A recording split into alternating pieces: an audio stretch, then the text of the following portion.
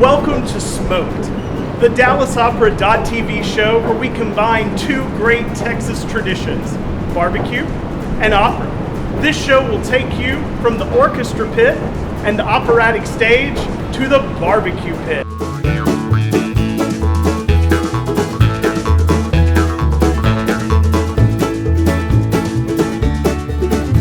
Today, we're cooking along, making pulled pork, slaw, and a bourbon mule here at the Windspear Opera House.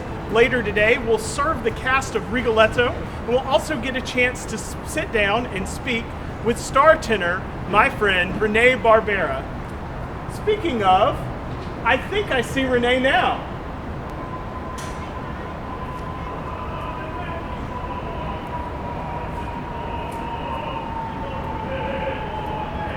Hey! Hey! It's going well. Welcome, René. We've got an apron over here for you. We'll get you suited up and we'll get upstairs and we'll get to doing some prep. That's great. So the first thing that we need to do to get our pulled pork going is to make our rub. So to do that, we've got everything we need laid out. And you've got a bowl there, so I'll pass these off to you. All right. So first thing we have is a 1/4 cup of light brown sugar. The difference between the light brown and the dark brown is how much molasses is in it.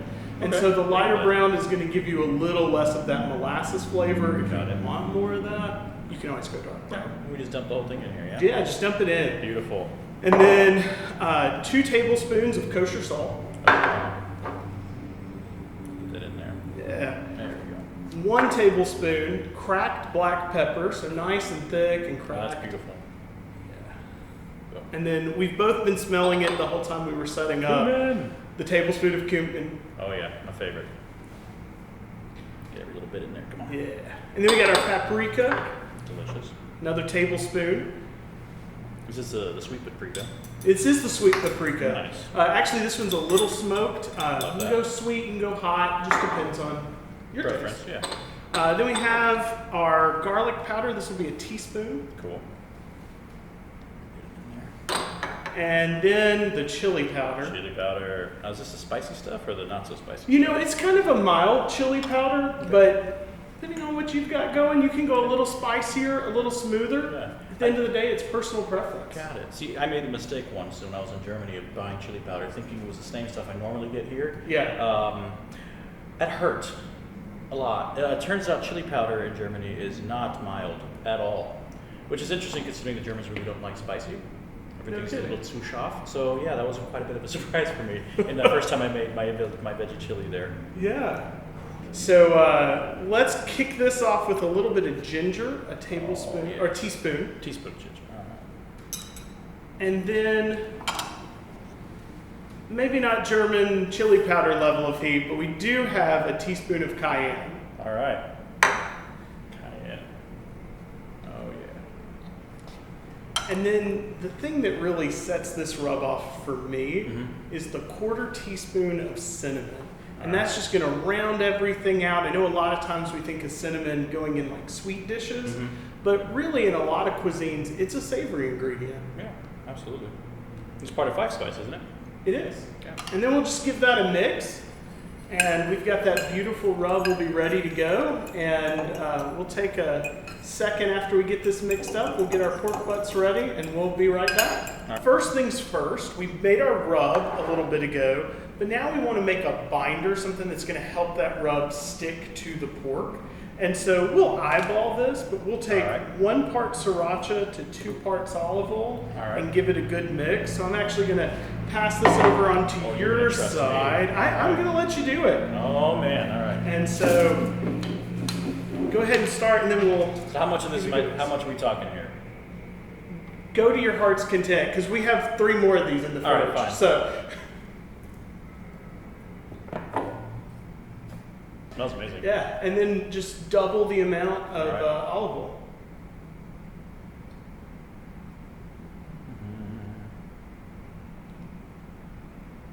Looks about right. Nice. And then I'm going to pass this fork off to you. Give that a really good blend. While you're doing that, I'm going to start trimming the fat cap a little bit. Now, we're not going to take all the fat off. because we do want it to render down into the meat, keep it nice and moist. But this one has a pretty thick fat cap, and so it would be more oily than moist if we leave it all on there. So we're just gonna shave a little bit of this off.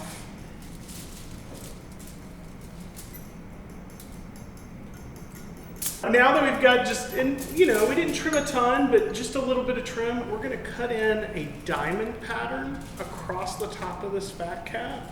So first we'll come toward us, and then we'll switch sides and come back. Yeah.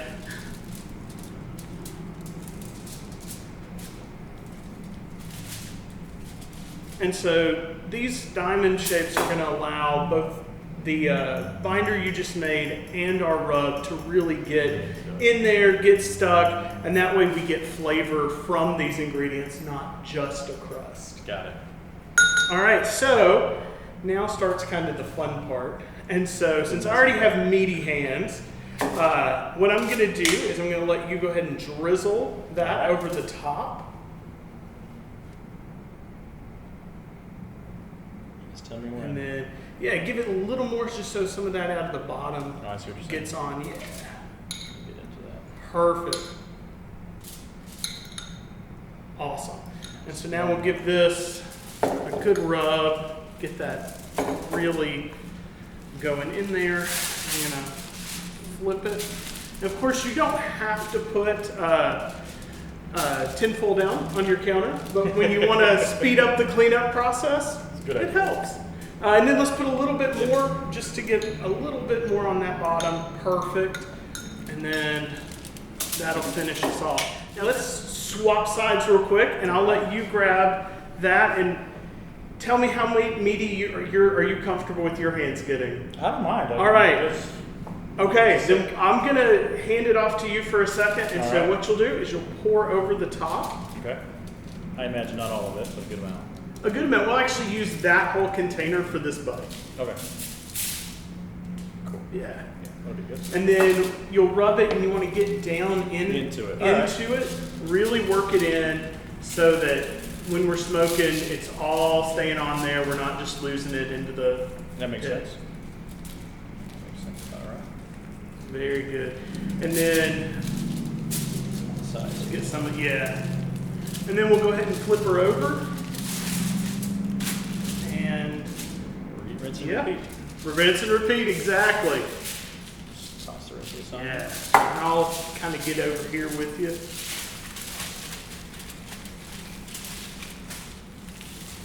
All right. Now, you know, depending on how big your pork shoulder, your butt is how much of this rub you'll need. Right. Usually I'd say one batch of the rub that we made earlier does one shoulder. A smaller one, you may have a little bit of change left over. Got it. But certainly more is always better in this case. Got it. All right, so what we'll do next is we will set these aside to rest for about an hour. Okay. And while we're doing that, we'll wash our hands up and then we'll make some slaw. Sounds good. So one of my favorite things to make with pulled pork is vinegar slaw. This is really simple. There are so many ways to make slaw. This one just uses 3 additions and then our 2 vegetables. Well, our fruit and our vegetable. Right. We have half a head of cabbage and a Granny Smith apple. This is going to give it a little extra sweetness, which may sound crazy when I tell you how much sugar we're going to put in here. Oh my God. But the apple helped us cut it down from the original version of this type of slaw. So it's really simple. It's mainly just the vinegar, sugar, and pepper that are really going to give it the flavor. So the first thing we want to do is take our half a head of cabbage and give it a really tight dice. Now I hear you're all about preparation. I'm good with preps. And so I'm going to hand it off to you and I'm going to let you get to dicing. All right. Oh my goodness. Get this one.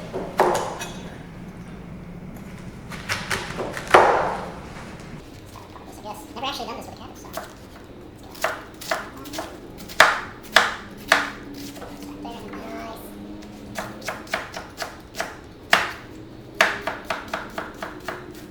I'll give you a hand since that cutboard slide on you.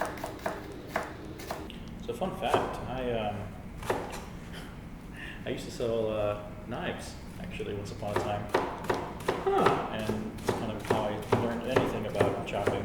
Yeah. Because I kind of had to demonstrate a little bit. I had to know what I was doing. So that's when I learned about paring knives, vegetable knives, sentokus, and all that jazz. Yeah. It's fun. It's a very common knife for people to sell in their youth. Gotcha. If you know what I can't really, I don't want to say it Yeah. out loud, you know, because then it's like free advertisement, but yeah. It's definitely one of those if you know, you know. Yeah, it's bordering on maybe an MLM sort of situation, but you know, it is what it is. I still have them. They're wonderful knives. Yeah. I can't complain, but. I think I have one of their cutting boards. Oh. That was close. That's a very sharp knife. Yeah. Thankful for that. Sharp knife is a safe knife, but It you is. don't want to meet it. No. All right, so we're talking about real fine dice, yeah? Yeah, real fine.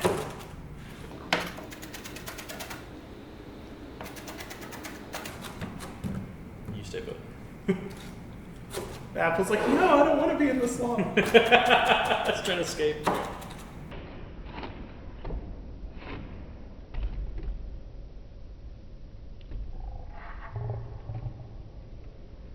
That's enough out of you.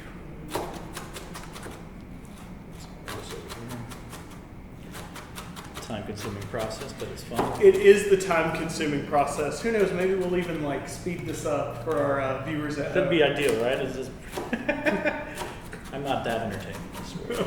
People can just, so entertaining they just watch me chop. I do think I am going to do that and You put should. like some circusy kind of music.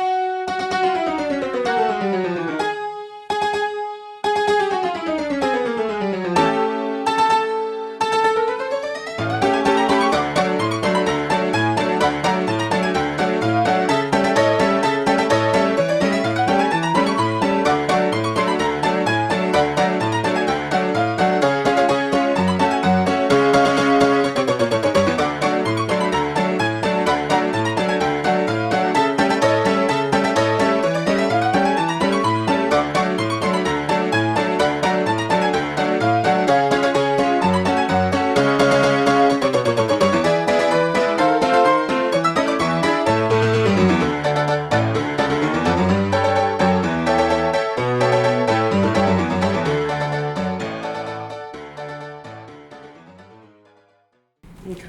You know, I hope the Jordan Hammons doesn't see you do this. Well, Go on TikTok and tag Jordan Ramsay. you donut, you've lost the plot! Why are you chopping so slow and messy? I love that so much.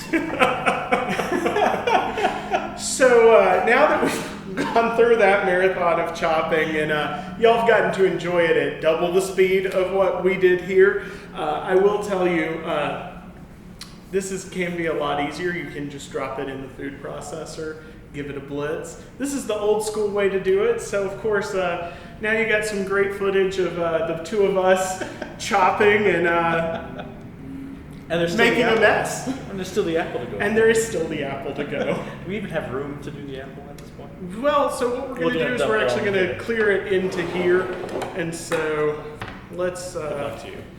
Well, it kind of you can use the knife a little bit to help you with that. With the apple, there's a little bruise on this one, so we'll clear that off. Get rid of any bruises, and then we're going to keep it simple and just kind of take it off the core.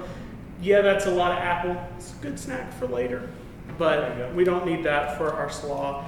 And thankfully, the apple dices a lot faster and a lot cleaner than the cabbage. Oh, yeah. Now, like I was saying earlier, the apple adds just a little bit of sweetness so that we can cut down the sugar. The original ratio for this recipe is 1 cup of sugar to 1 cup of vinegar, which is a lot of sugar. That is a lot. And so what we've done is we've cut it down to a 1/2 cup plus 2 tablespoons, which is just shy of 3/4 of a cup.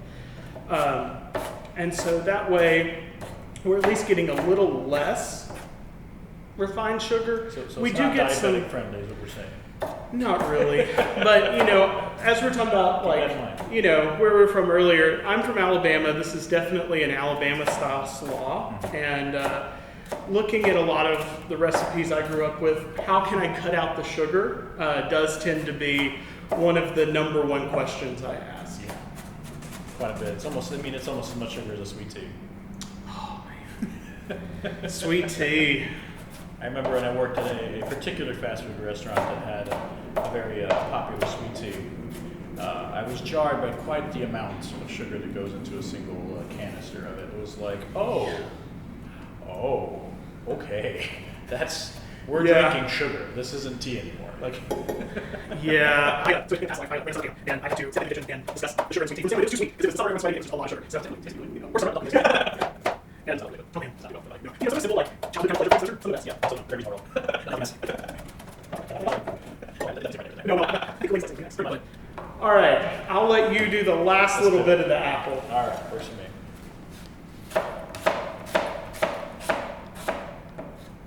Let go. Let go. All right. It does not want to let go. Sure does. This apple went from running away from you to now it's only just- sticking.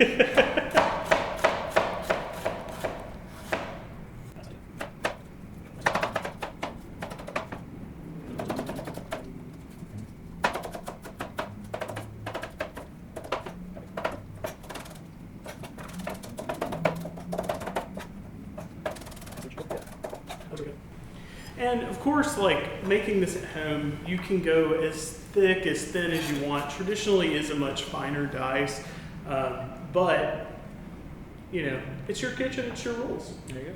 So the next thing we'll do is we'll add in our half cup plus 2 tablespoons of sugar. All right. I know it looks like so much. And then we'll hit it with some cracked pepper. You can also just use ground pepper for this, it's your choice.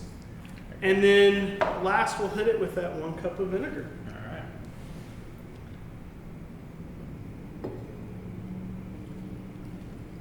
You need that sugar to cut the vinegar for sure. Exactly. And so the sugar does help balance that vinegar. It gives it that roundness of flavor. Now we'll just give this a stir and we'll put it in the fridge for 2 hours to overnight and it'll be ready to go. Great. We've rested these pork shoulders. It's time to get them on the smoker. We got a lot of smoke coming off, so get ready. All right, let's do it. Woo!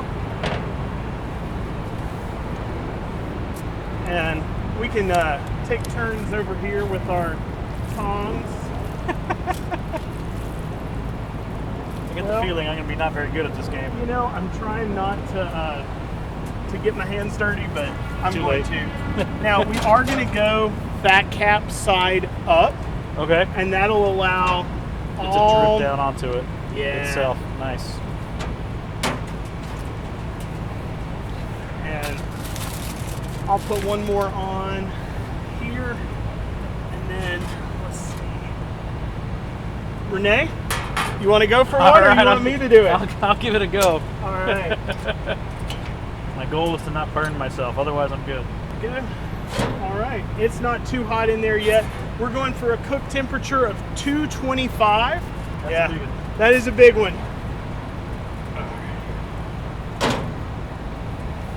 Give it a turn there. And then we'll get this last one on. Same And- spot or what? Yeah, we'll scoot these guys over, give it a little breathing room. We'll go right here with it. All right. Beauty. Now we'll leave these bad boys alone for several hours until they reach 202 degrees internal temperature. All right. All right.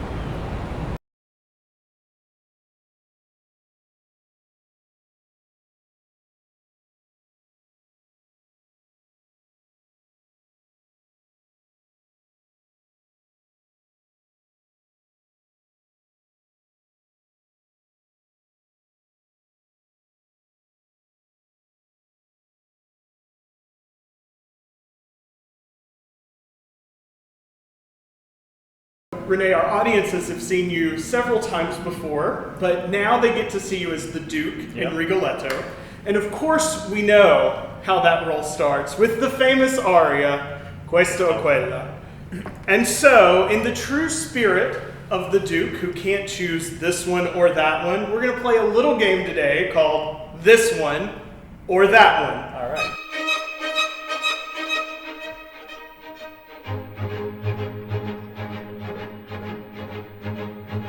And unlike what we'll see on stage, you will have to choose All today. right. So Okay. this is going to be a tournament of barbecue sauces. And so the first sauce pair that we're going to have is an Eastern North Carolina vinegar sauce Okay. versus a Hawaiian barbecue sauce. And so you've got the pulled pork like we've made today. And All so just feel free to dip it in, and then you'll get to choose this one or that one. Okay. This guy here. This will be messy. All right. That's the whole point of barbecue, is messy. There we go. All right. I like the vinegar sauce, actually.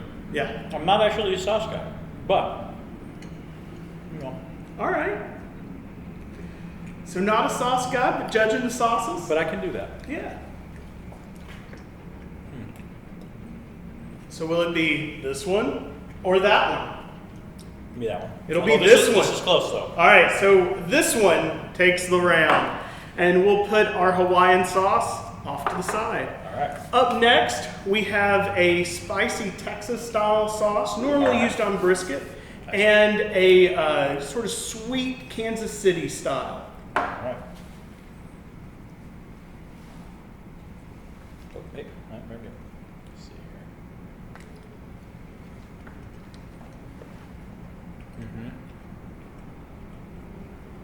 Nice kick, familiar flavor.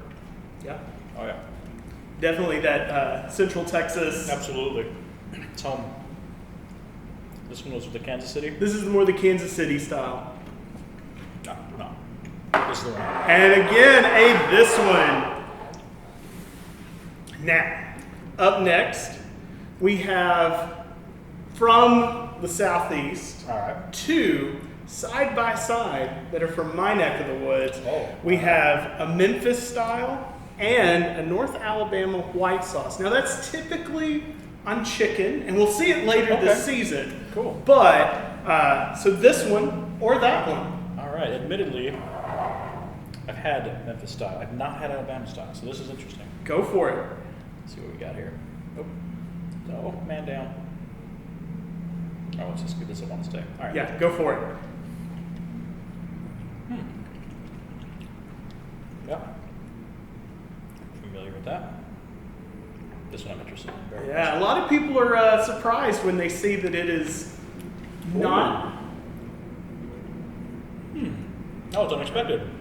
totally different flavor. This is going to be a winner, for sure. All right, and we finally get a that one.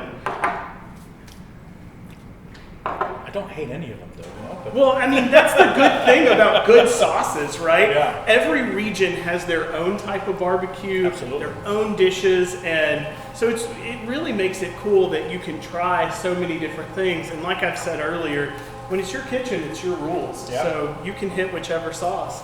Now our final two, we have a Korean barbecue style sauce All right. and a South Carolina gold mustard sauce. I have not had that either, but I like mustard, so we'll see. All right. All right.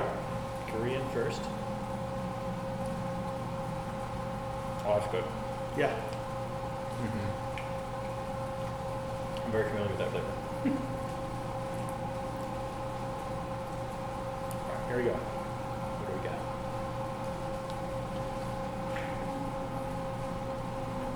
Oh, yeah.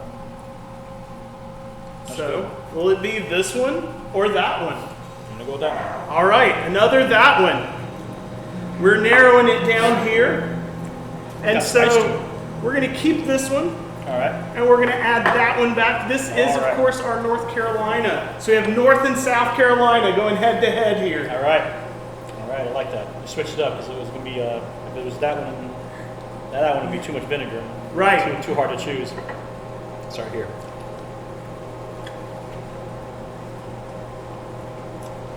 Oh, it's fine. It's good. It's fine. It's good. It's good. Yeah.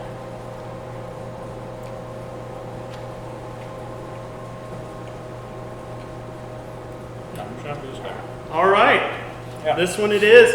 And we're coming down to our championship round soon. But first, our last two semifinalists. Okay. We've got, again, our Texas Spicy and our Alabama White.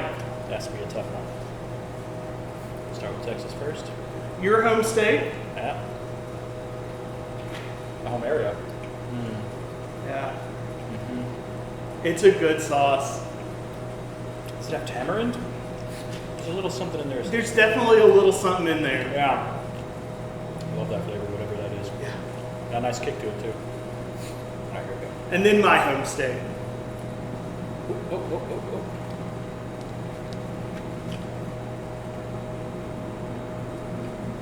Texas has to win this time.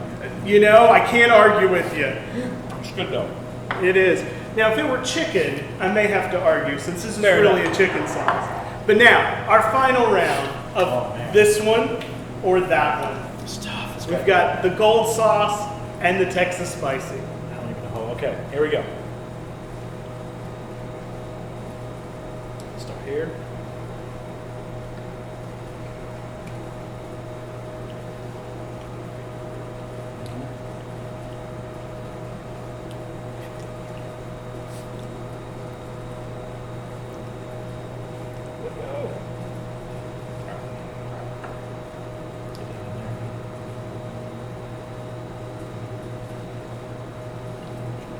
Glamorous. I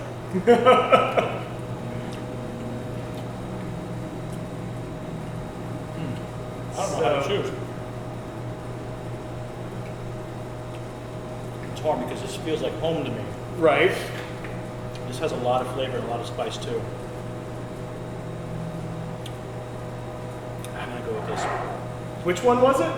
Take it right there. The gold sauce. Yeah. Well, That mustard is really good. the good news for our audiences is that they will be able to try this gold sauce that you picked today. They'll also be able to try the pulled pork and the slaw. Our friends at G Texas, our new caterer here at the Windspear, are actually going to take these recipes, prepare them into a slider, and you'll have the chance to try them. Each show we do, there will be a tie-in to one of our main stage shows, and you'll be able to sample this food thanks to our friends at G Texas. Nice. And now, we'll get this out of the way. We'll crown our champion sauce here. There we go. And then we'll get started making our drink of the day. Sounds marvelous.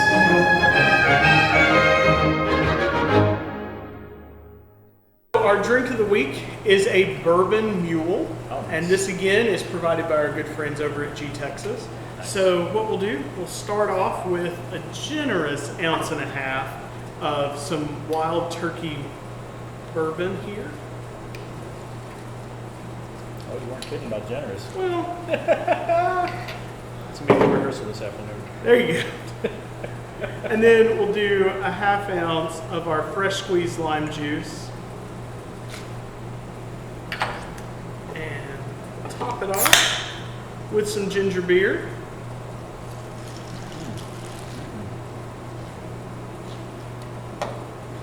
And give you a lime wedge Love it. and sprig of mint. All right. Cheers. Yeah. All right. That's good.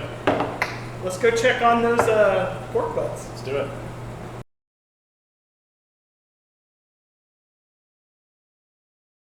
Renee, while we're waiting on the meat to smoke, and before you have to get off to rehearsal, Yes, sir. I thought we'd just take a minute and sit and chat. That's one of the best parts of smoking meat with friends, is getting to just sit and talk and enjoy the day. Yeah. So, coming up, our audiences are going to see you in Rigoletto. We mentioned that earlier upstairs. So, if I've never seen Rigoletto before, what about Rigoletto should excite me? Well, there's going to be a few, if not at least one, if not several, pieces of music that even if you've never been to the opera, you'll recognize on some level. There's especially one of them has been used in film and cartoons and all kinds of things for the last 20, 30 years, easily, more than that even. Yeah. Renee, a lot of what we've done today is preparation work. Yeah. And I know a lot of what goes into putting on an opera, just like in cooking, the most important part a lot of times is the preparation. Absolutely. And so, what's your process of preparation like for this role? So for this role, because I've done it a couple of times, I don't necessarily need to go and work on it too much. Generally what I will do is I'll work with a coach, pianist, and just kind of run through it, make sure I have all the music still memorized and that it still feels good in the voice. Otherwise, the majority of the preparation comes in the rehearsal process. When we're collaborating with the conductor and director and colleagues to make sure that we're all on the same page and about the characters and about the way the show is going. And on the day of a performance, kind of don't do much. Kind of rest, take a nap, make sure I'm good vocally. I take my time and drink a lot of water. But otherwise, don't eat anything crazy, and I'll be good. A lot of great foods, including barbecue, have that secret ingredient or the thing that makes the sauce special. So when you're preparing the Duke, Yep. What's the secret ingredient? What makes it special? What makes it special? Yeah, so my secret ingredient for the Duke is kind of funny because it's very much, I'm not the Duke. That's not who I am. I'm more Nemorino. Okay. But having lived a bit, I reflect on some of the more difficult relationships I've had and the bitterness that came with some of the way those things ended. Yeah. I kind of bring that to the character to kind of give him that little bit of edge of, that Cuesta Puebla. Because everybody's had that moment when they're upset about something and they just kind of said, I don't care anymore. That doesn't matter. This doesn't matter. I'm going to do whatever I want and have a good time. Forget everybody else's feelings. So, not that I've done that many times, but it has happened. Yeah. And, I try to go back into that mentality of how did I feel in that moment? And I bring that as much as I can to the stage. Very cool. So, talking a little bit more about you, when you're not on stage or hanging out with us at the barbecue pit, where are we likely to find you? What are some of your hobbies, your interests? Well, there's a fair chance you'll find me on my couch playing video games or streaming on Twitch. Believe it or not, if I have the opportunity and the time. Play a lot of Rocket League, like competitive video games, but also I just got a gaming PC, so I'm about to get back into the PC gaming realm. Very cool. Looking forward to that, but also, if there's a motorcycle around and I have it available to me, you'll find me on that. Okay. Riding around a good bit, and if it's the NFL season, which it is, I'll be watching the Cowboys. I know a lot of our viewers will be really happy to hear that you're a Cowboys fan. Oh yeah. So, talking about those motorcycles, do you have a dream motorcycle, a favorite one to ride? So my favorite one that I've owned was a Suzuki M109R. It's a big old 1800cc power cruiser. I love that bike so much. But one of my dream bikes is a Ducati Diablo. I'm really looking, someday I will own one of those things. Nice. So, motorcycles, video games, any that Twitch handle if our followers want to check in. Gaming 10R. All right. So you know where to check René out when he's streaming. Yeah. Now, with all of those things that make up kind of who you are and what you bring to the table, if there was anything you could tell our audience about who you are, what would be sort of the base statement of what you'd want our audience to know about who you are? I'm a bit of a nerd. I mean, that's pretty much it. I have a tattoo of text from a what's it called? A fantasy novel that I really like. Actually, yeah. Life before death, strength before weakness, journey before destination. That's awesome. Yeah. Well, René, thank you so much for taking the time to come hang out with us today. I know you have a full schedule with rehearsals. Oh, yeah. And we'll see you later today at the KRPC when we serve your castmates all this wonderful food you've been part of making today. Certainly strength and excitement for the journey ahead as you prepare for Rigoletto. And I know our audiences are looking forward to seeing you and the whole cast on the stage soon. After a long day of chopping cabbage and smoking meat, René headed off to rehearsal, but we were able to meet back up later that evening to serve dinner to the cast of Rigoletto at the Dallas Opera's Carrie Honest Rehearsal Production Center. While these recipes were very tasty, the best part was sharing them with our friends. After all, that's the most important part about barbecue and music, is how it brings us together. There'll be a whole lot more to come on Smoked. Until next time, I'm Jordan Hammons.